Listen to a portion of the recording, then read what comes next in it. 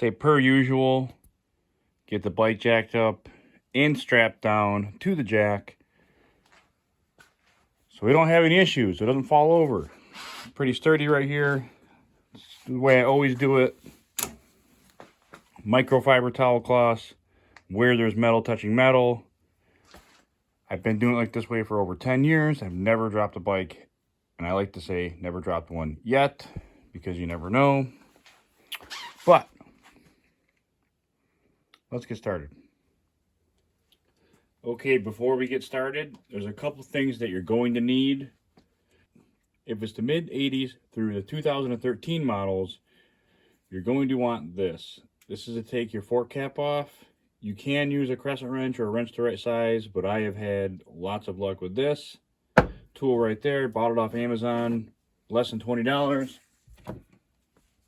I also bought this at Lowe's. You can also get it off Amazon. I'll put links if I remember to do that. This I put around the fork itself when I'm taking the cap off.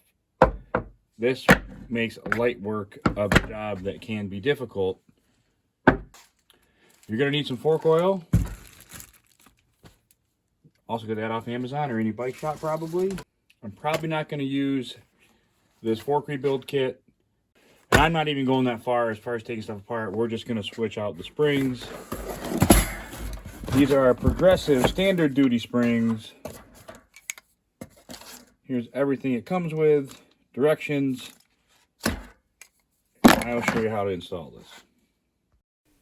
Also, if you're going to tackle this job, a larger syringe like this with some gas line attached to it is going to make topping off the fork tubes very easy. You can find a syringe like this on Amazon or eBay, and I'm sure other stores will have them too. And I also have the spring compressor tool. You're going to need one. Maybe you can do it by hand. I have 60 bucks into this thing, welded it all up last year, and it works awesome. I'll show you how to use this as well.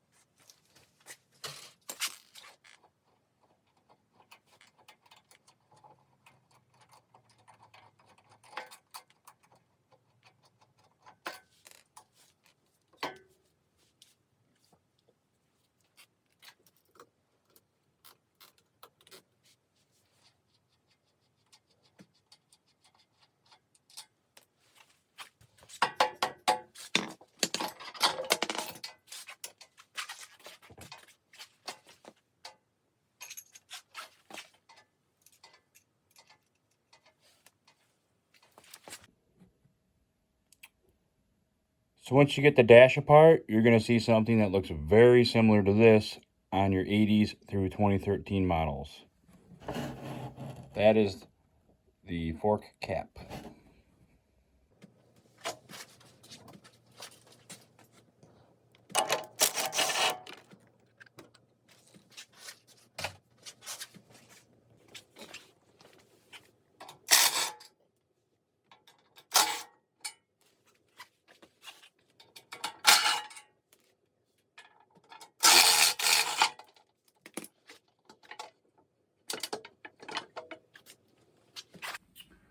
Okay, so I don't have a very good picture of this, but I'll try to get you one. There is a 5/8 bolt on either side of these forks.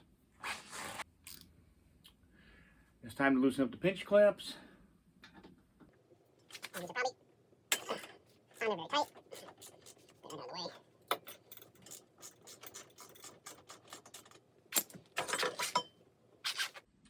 This is a good time to inspect your forks for damage. We don't have any, but possibly a leaking fork seal. That's not good. So I'm actually really glad I bought that kit, because this fork seal is leaking and we have fork seals. A little bit about the fork seals though before we get started. There's some confusion about which way they go. So on my motorcycle, this is up and this is down. That means that when the suspension is compressing, the oil is pushing around this right here to keep it tight from leaking. And I also think that Jim's even says they put their name on the top. I don't know if this will pick it up.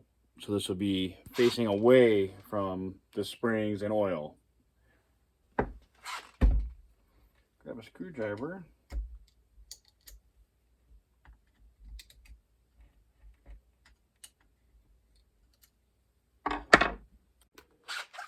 So when you loosen this, wrap something around it so it doesn't go shooting across the room. And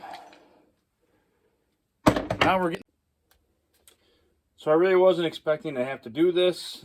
So I'm going to kind of throw it into the video. You need a number 6 Allen key.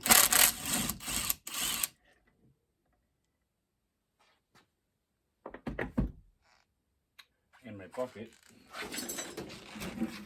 I have a bucket right here in case anything falls out. And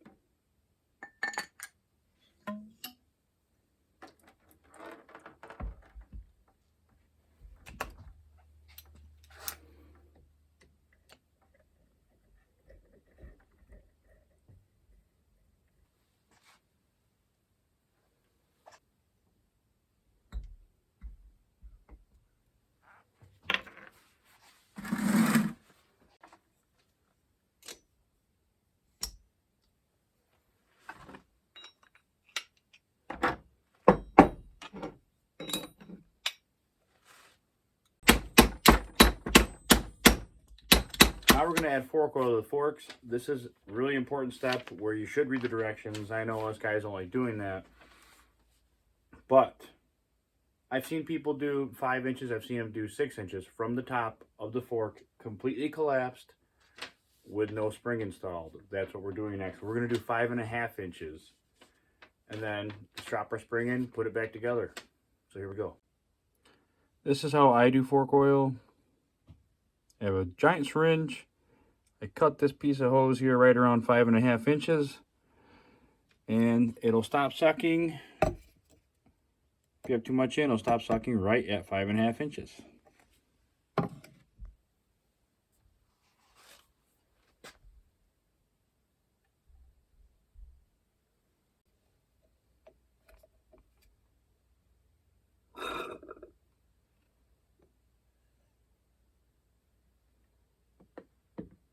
There's our 5.5 inches.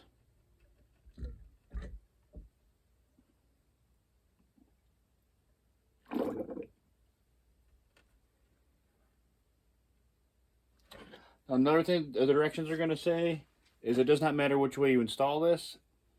The tighter wound coils, usually people put at the bottom, and that will give you a quieter ride, allegedly.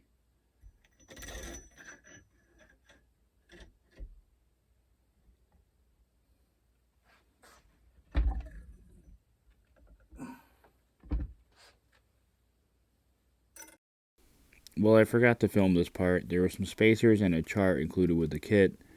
The chart will tell you what your desired spacer length is, and the spacers are something you have to cut down. They go in between the fork cap and the spring, and do not forget to use the washers they come with. So this is a tool I built just for doing these. And I actually ran out of gas for my welder when I built it.